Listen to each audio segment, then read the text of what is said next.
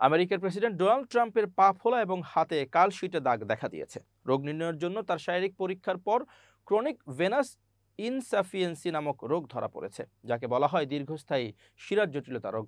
স্থানীয় সময় বৃহস্পতিবার হোয়াইট হাউসের প্রেস সেক্রেটারি ক্যারোলিন লেভিট ট্রাম্পের ব্যক্তিগত চিকিৎসকের বরাত দিয়ে জানিয়েছেন এটি গুরুতর নয়, বরং সাধারণ একটি রোগ। এর উপসর্গ সাধারণ। এই রোগে ক্ষতিগ্রস্ত শিরাগুলো শরীরে স্বাভাবিকভাবে রক্ত প্রবাহিত হতে বাধা দেয়, ফলে পা ফোলা, ব্যথা, নীলচে শিরা, চুলকানি বা ত্বকে পরিবর্তন দেখা দেয়।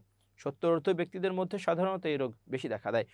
৭৯ বছর বয়সী ট্রাম্প হলেন আমেরিকার ইতিহাসে প্রেসিডেন্টের দায়িত্ব পালনকারী সবচেয়ে বয়স্ক ব্যক্তি। ২০২৪ সালের নির্বাচনে সাবেক প্রেসিডেন্ট জো বাইডেনের বয়স নিয়ে নানা কটাক্ষ করেছিলেন তিনি।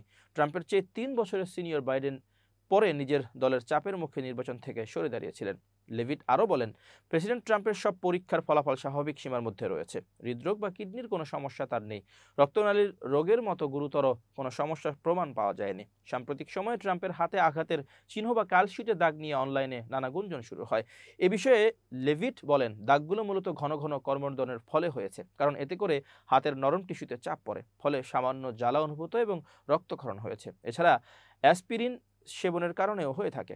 হৃদরোগ প্রতিরোধ করতে প্রতিদিন অ্যাসপিরিন সেবন করতেন ট্রাম্প। ওয়েক ফরেস্ট বিশ্ববিদ্যালয়ের ভাস্কুলার সার্জারি বিভাগের চেয়ারম্যান ডক্টর ম্যাথিউ এওয়ার্ডস বিবিসিকে বলেন, ট্রাম্পের বয়সী মানুষদের কমপক্ষে 10 থেকে 35% মধ্যে এই রোগ দেখা যায়। এই রোগটি একেবারে গুরুতর রোগ নয়, খুবই সাধারণ একটি রোগ।